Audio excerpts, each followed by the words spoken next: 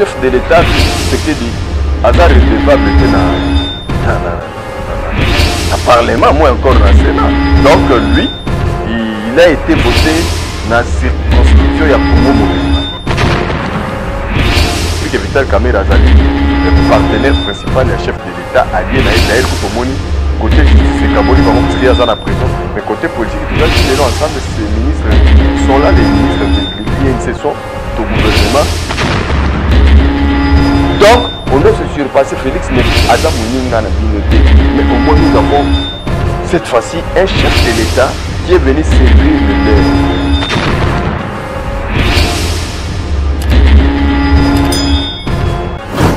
Mbote mingi balandi à Emergence One TV bino mesani kolanda Emergence One TV na émission na bino masolo ya mboka et pas iwapi oyo désormais bona kozwa masolo pe basango ya mboka na biso kaka ndenge to mesana ko pesa bino et plaisir ezali à trop ko retrouver bino le lot bi ki vous a partout dans le monde, vous en na France, vous en na Italie, vous en na Asie, na Afrique et partout dans le monde, vous en na pona ko landa biso et le na masolo na biso ya mboka nazana plaisir ya koyamba Saint Thomas ou azali vraiment moko ya ba icône ya presse congolaise. Alors nous avons plaisir ya koyamba na plateau. Bonjour, bonsoir Saint Thomas. Bonsoir, bonjour, ça dépend ya ngonga bandimi na biso Emergence One TV. Ba écoutez biso donc ça nous a plaisir talarara le petit poisson deviendra grand. Arnaud Mido coach ayambi lelo Saint Thomas Bukamona bokwa ko je crois que bande konangai à Emergence One TV vous allez très bien servi surtout que Junior Kapaya ingénieur a déjà nanga mukuna naza déjà recépera et puis mbote rapidement na yemoko Carlos José Véronica Kerim et pourquoi pas Sandra Lina. Moi, c'est qui t'aura ça la fierté à Carlos José depuis Londres, donc plaisir à trop quoi. Oui, le plaisir est partagé parce que Nazana Papa et ça a moi plaisir que Nazana Papa Plateau Moko. C'est une grande personne et il ne même pas à présenter. Donc, il y a Saint Thomas où vraiment encadré après Abimi Sabatebele où Azana cerveau monté puis où Azalina histoire Yamboka peu politique Yamboka au Congo. C'est avec lui que ce soir nous allons parler et débattre un peu na sujet autre il y a actualité na pourquoi elle est là.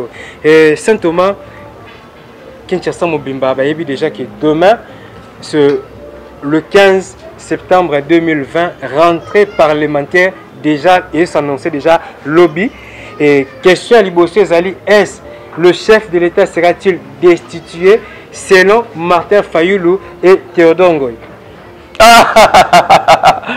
Arnaud Mido coach moi la coli yoka question. Oui et le baba qui trop battu ba yoka qui trop et pesi bambonge que Dio mo utaki koleka na ba réseaux sociaux ba moni candidat malheureux à l'élection 2018 donc à la personne à Martin Fayulu avec l'autre candidat malheureux sous Théodore Ngoy politicien versatile au nom de quoi non le chef de l'État a violé la Constitution, a courir de destitution et puis pour haute trahison. Bon, excusez, mon frère, c'est vrai, lobby, les 15 euros à la rentrée parlementaire, session ordinaire, normale, et puis ça, session morale, rien que budgétaire, bien que d'autres points, et qu'on allait inscrire dans l'ordre du jour. Mais pour ton info, chef de l'État, Félix Tshisekedi, hasard redevable était dans le Parlement, moi encore dans le Sénat. Donc lui, il a été voté dans la circonscription de Congo Mobimba. Mais député Azara a voté dans la circonscription Yamouké. C'est-à-dire que par exemple Kinshasa, pour élire député national à Kinshasa, a voté dans la circonscription soit il y a Moamba, soit il y a Lukunga, soit il y a Funa, soit il y a Nchang. Donc député Moroboé, à l'Obelabatu Yanchang. C'est quoi, il y a chef de l'État, on a un fond dans donc, il faut pas que le temps la Constitution a le pouvoir de destituer ou de rappeler chef de l'État devant la barre, Zalikaka, procureur général de la République, à travers le cours constitutionnel, des institutions habilitées, beaucoup de fond dans chef de l'État, chef de l'État a compris qu'il y a Samba. Mais comité a une idée, et pour la peine, rien que deux personnes on a Lambert Menda benga ba nen. Donc Théodore Ngoy avec Martin Fayulu bango ba initié action moko que chef de l'État azala situé to bafunda eto bakanga on a évité d'ailleurs que ba fundi chef de l'État to bakangi to alongwe n'a pas pouvoir. Je me demande donc on doit être bête de passer comme ça. Pour votre info, cette session et les députés n'ont pas le pouvoir ni la qualité d'envoyer le chef de l'État devant la justice, mais encore qu'il soit destitué. C'est vraiment impossible. Écoute, ceux qui risquer de dissous pour un chef de l'État, devant l'institution tout le monde au Congo. Merci. Mais on a voulu à ce que tous en la précision raison ni Martin Fayulu qui a fondé le chef de l'État, soit disant qu'il a violé la Constitution. Le chef de l'État a violé la Constitution et la République démocratique. Comment? Voilà, donc raison simple. Nous sommes aux États-Unis. Tu avais FCC contacté qui est pour basaler copier na mutune muzito pour ba dialogue moi parce que mon FCC est affaibli, la mouke est affaibli. Batali seule façon de rebondir tout ça la baisse. Et ça pour créer crise artificielle et même sur la table de négociation tout contre dialogue. Or on a message ça qui bango Joseph Kabila mais maintenant on aspire à un état de droit où la justice est indépendante, il y a la démocratie, de finir des choses bêtes comme ça et il n'y aura rien. Donc puisque souhait na ezali zalaki na moi plan à sortir des crises soi-disant il y a pour créer la réforme institutionnelle où il y a la présidence il y a réforme institutionnelle on a suivi des mositos.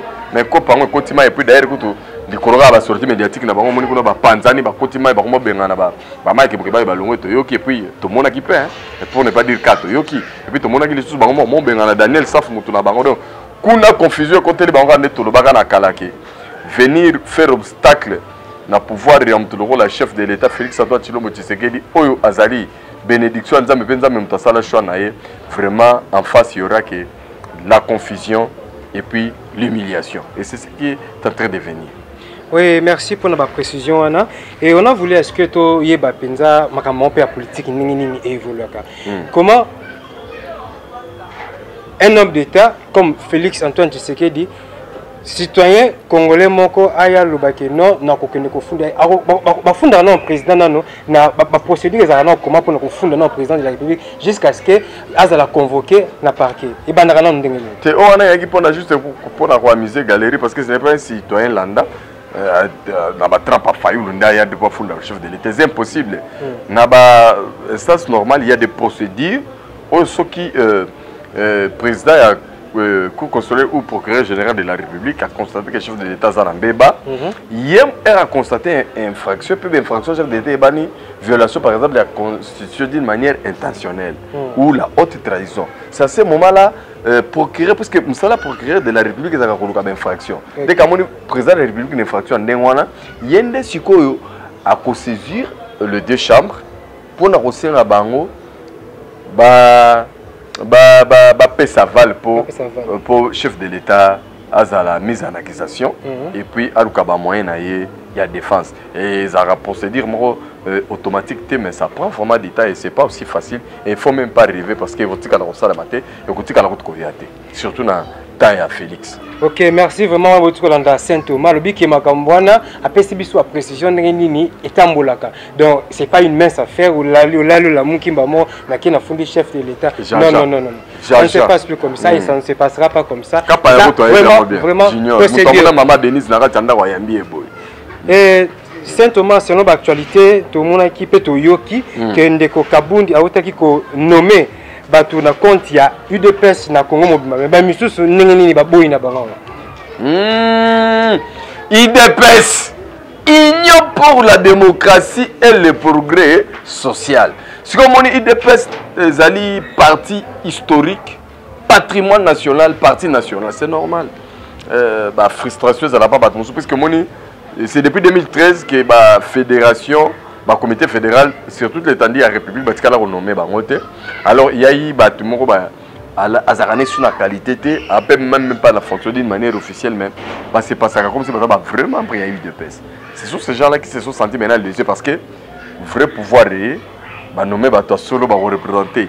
UDPS valablement, fin fond depuis cellule, section, fédération.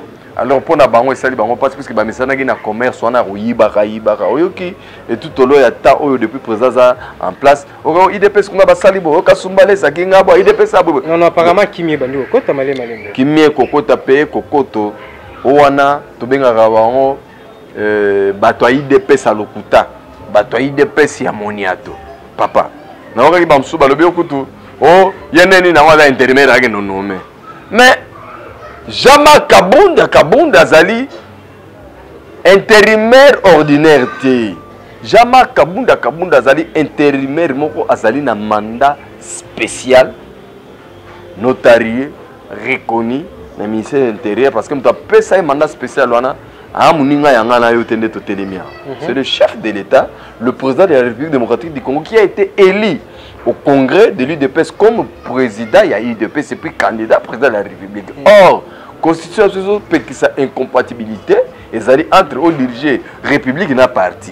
Et voilà comment le chef de l'État, quand il s'est vu dans la position, a talinda doté mandat spécial dans Jean-Marc Kabunda comme président par intérim avec un mandat spécial, il a pu jouir dans ma prérogative. Il y a président, il y a UDPS, surtout il y a qu'on nommé, peut qu'on révoque, dès qu'on a un autre coach, autrement dit Mido, Yopo Yebike, Namboka Oyo, à tout le monde, nani un secrétaire général, il y a UDPS, à Koyebisayo, c'est Augustin Kabouya. C'est lui qui engage le parti au quotidien. Ce contenu, c'est quoi? Nani un nommé Augustin Kabouya, secrétaire général, bah Koyebisayo, ok, c'est Jean-Marc Kabunda, président, Aïe, et il a le pouvoir non seulement de nommer les secrétaires généraux, mais il a encore le pouvoir de nommer les comités fédéraux, tel qu'à juste pour l'implantation à redynamiser le parti sur toute l'étendue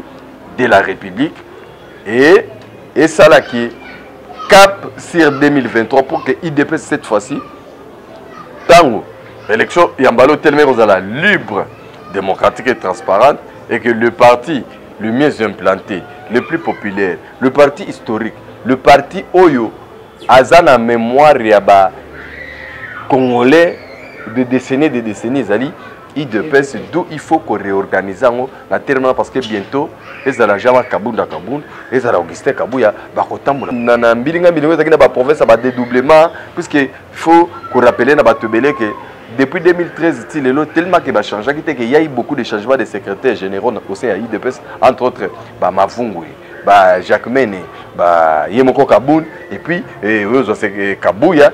Et nakati wana bato balongwana bakenda ba dédoubla ba changer ba tumusu ba boule ba bebisa ba tumusu ba conscience. Alors tout ça il fallait vraiment réorganiser et puis les choses sont en place maintenant et tout va bien et Mikolo tu verras que l'IDPS va encore rayonner comme jamais auparavant. Voilà.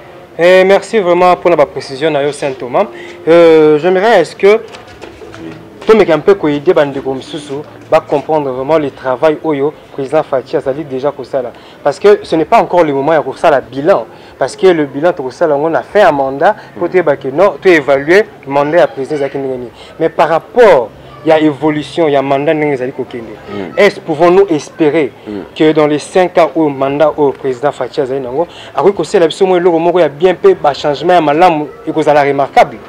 Merci beaucoup. Président Félix Tshisekedi dans 5 ans, ils allaient à Rolona à base. Hein? Aïe, maman, dans 5 ans, améliorer la condition et à vie la pauvreté, c'est encore mensonge et puis démagogie. Mais plutôt, président Félix Tshisekedi d'aller pour la Rolona à base, il y a Makasi, et pour permettre le lobby développement, il y a Congo. Pour ton info, partout au monde, même dans les pays développés, les 3 classes sociales existent-ils. Donc vous avez les pauvres, vous avez la classe moyenne et le nanti. Donc ça existe. Même l'époque à Jésus, il y a toujours les 3 classes sociales. Et même pas d'habitude à tout changer 500 présidents, pauvreté et cousidaté, vous verrez toujours une classe de pauvres, une classe moyenne et puis classe abananti. Alors pour ton info, le 5 ans de Félix Tshisekedi, ailleurs rien que la base, première base principale avec Kosala, ils allaient d'abord instaurer l'état de droit où ils allaient processus mobimba oyo et qui vendre d'une manière stable dans 5 ans, 10 ans et puis ils ont une vitesse normale. Voilà. Et s'il faut parler de l'état de droit, est-ce que nous pouvons le considérer étant le programme, il y a président de la République ou juste slogan Moko O, président de la République? Non, l'état de droit, ça fait partie du programme à chef de l'État. D'ailleurs, c'est depuis la création de l'IDP, c'est un parti qui a toujours prôné qu'il y ait un état de droit dans la République démocratique du Congo. Le chef de l'État l'a rappelé. Tout au long même, il y a campagne qu'il faut tout instaurer état de droit. Et puis, vous avez des spots même dans la télévision nationale et les 40 jours pour nous relaxer. Il faut qu'il y ait un état de droit. L'état de droit, pour tout comme c'est le il y a Motou Yezali. Pour lutter contre la corruption, c'est ce qui est en train d'être fait. Vous sentez vraiment que nos régies financières, partout, IGF, et puis vous avez l'agence à lutte contre la corruption. Ce sont des bases qu'on a mis en place pour que l'objet nango et bimisa bamboma qui toque bamboma vous allez linguer. Donc on est dans les bons quoi. Bon, par rapport à l'évolution, il y a le gouvernement, tout le monde a dit que changement et que le chef de l'État est en train de coincer tout ou torpiller mandat. Nous voyons vraiment que moi, l'état de droit pénal et par rapport il y a Ndeko Vital Kamerhe évolution na niveau il y a prison. Et ça ndengeni toujours que l'état de santé na ezali malamu te. Et yo en tant qu'homme politique, en tant que moto azaka na connaissance politique, okoki ça peuple congolais nini plutôt message na ezala nini pour na Ndeko Vital Kamerhe. En tout cas pour Ndeko Vital Kamerhe premièrement na soutenir rien. Mais problème na eza problème na justice côté kuna na moi dire te même bido bato bola na bana bido na moi dire te pour tout revient na juge oiseau juger yé moto akoyeba puisque mutaza mieux placé à la maîtrise de la doctrine judiciaire par Weba Marambo au Sambisaï. Pour la état de santé, Aza Moutoulo la biso Aza na maïna makila c'est normal. Aza la peut frapper dans un problème de santé et puis Aza au traitement. Je crois que l'état a s'améliorer et puis à répondre valablement physiquement et puis avec force. Na audience c'est prévu d'ici les 18 à Rosala là-bas et puis qu'il fasse tout pour que avocat naïe défendre valablement pour que Azala ait quitté et au cas où Bako quitté et ce que Rosala condamné, moi je vais acclamer soit Rosala quitté n'a pas acclamer toujours parce que Rosala justice en Bokanangai et Salim Moussala. Donc pour la justice, il n'y a pas de passion, il n'y a pas d'émotion, qu'on laisse la justice faire son travail et Vital Kamerhe Azali partenaire principal et chef de l'État allié naïe d'ailleurs Koutomoni. Côté justice, c'est Kaboli, parce qu'il y a dans la prison. Mais côté politique, tout ça, ils sont ensemble. Ces ministres sont là, les ministres de l'INC sont au gouvernement. Bamsou Bazou, sa nomination, dans l'entreprise publique, ainsi de suite. Et puis tout va bien. Donc, il y a INC. On a des bons rapports. D'ailleurs, tout le monde balandara. Chaque fois, quand il y a conseil des ministres, c'est lui qui nous lit des comptes rendus, le porte-parole du gouvernement. As un ministre INC, c'est pour vous montrer que non, ce sont nos partenaires.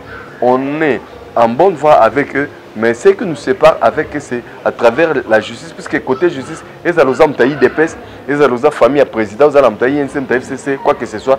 Devant la justice, c'est Bibi, on a papa, ils ont un bébé nayo, au Rosamba, ce que longi, au Bimi, ce que longi, te boloko. Ok, merci. Je rappelle que je suis avec Saint Thomas Bouka Mouna Bouka Koukila, au Monité, on dit maté, on les a évangile à papa. Et ça a eu plaisir que papa peut yamba papa na plateau na biso. Et je profite aussi pour nous sambote na Carlos José na niveau à Londres et Sandrine Mbabou chérie à Pembe na Bossa Nyote na Pessimbote et Francine Dombe na niveau à France na Kandi Chama Erika Mwanda Aristote Missimi na Pesio Pembote. Patrick Nyongo ni peut l'Afrique du Sud, il y a ouvert à Patrick Nyongo, merci. Et Saint Thomas, ils ont sangomoko eux se payé sabakinoa.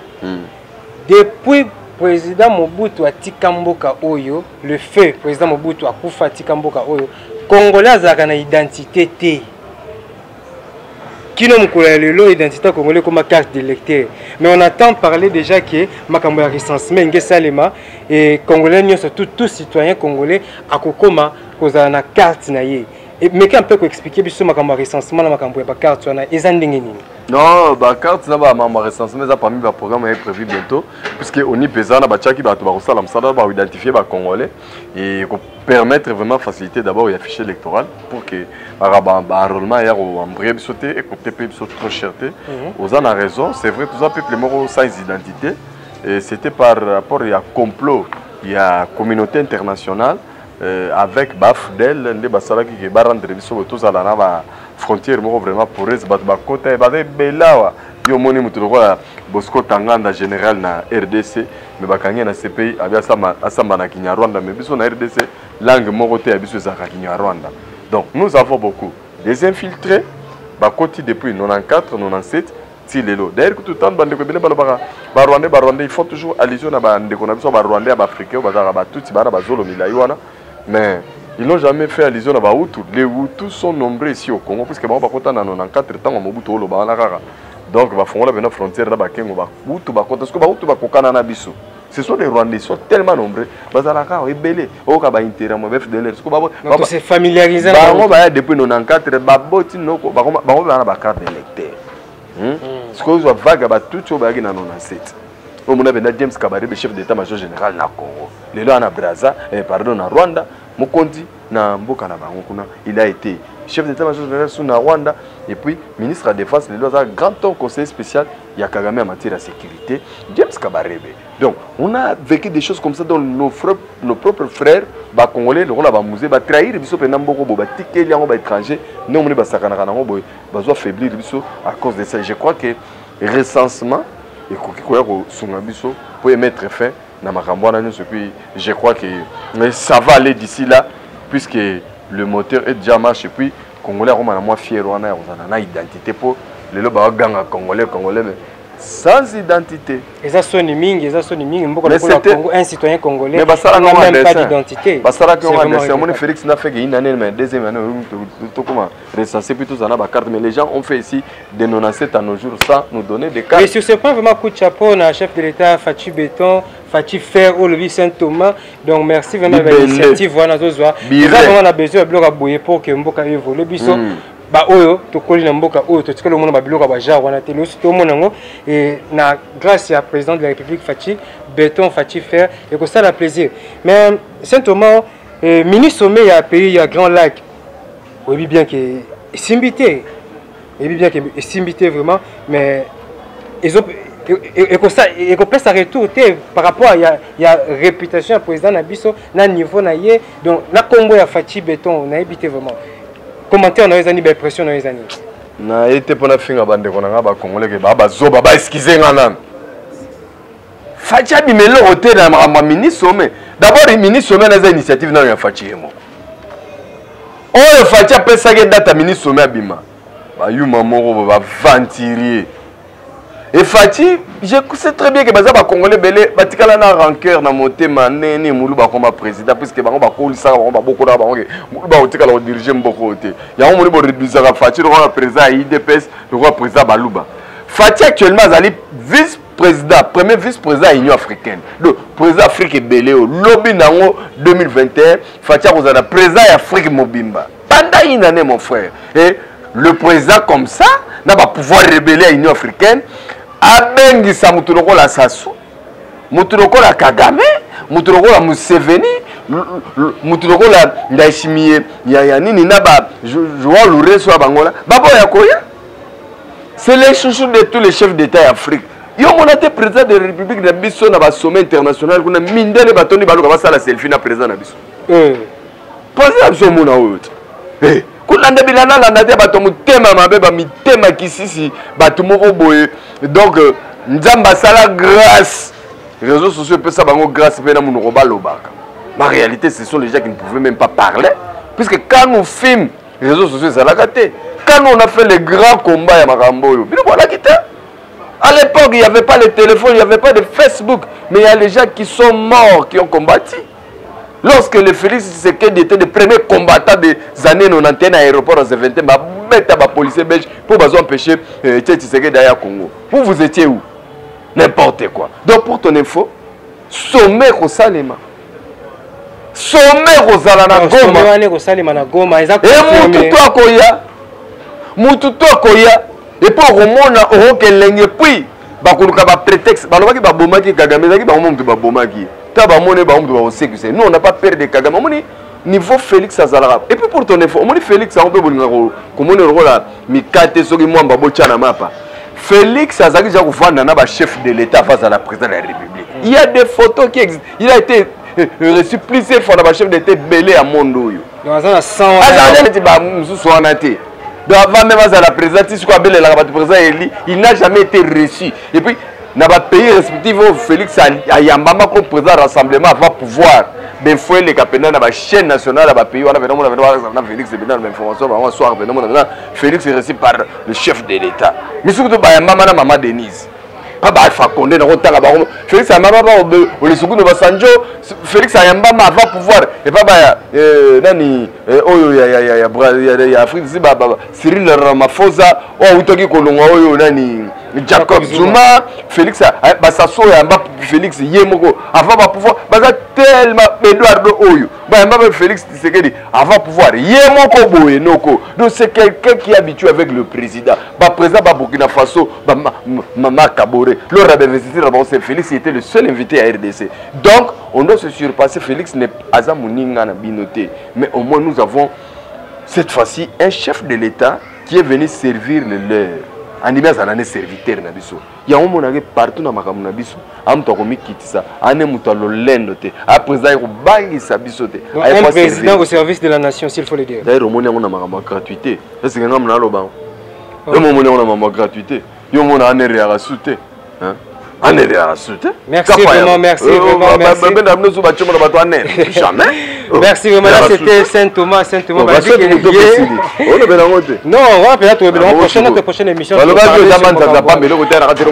Oui, comprenez que c'est Saint Thomas, il y a vraiment logiciel et information, logiciel vraiment, il y a news, donc pas vraiment, donc tu as tellement béni, tu as tellement enrichi. Et je profite aussi pour vous remercier, Saint Thomas, Bukamuna. Mais